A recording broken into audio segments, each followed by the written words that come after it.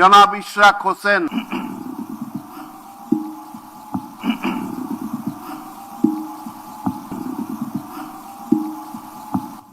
বিসমিল্লাহির রহমানির রহিম। আমি সশ্রদ্ধ চিত্তে শপথ করিতেছি যে আমি আইন অনুযায়ী সরকারের প্রতিমন্ত্রী পদের কর্তব্য বিশ্বস্ততার সহিত পালন করিব। আমি বাংলাদেশের প্রতি অকৃত্রিম বিশ্বাস ও আনুগত্য পোষণ করিব। আমি সংবিধানের রক্ষণ,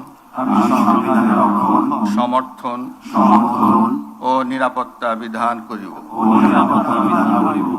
এবং আমি ভীতি বা অনুগ্রহ,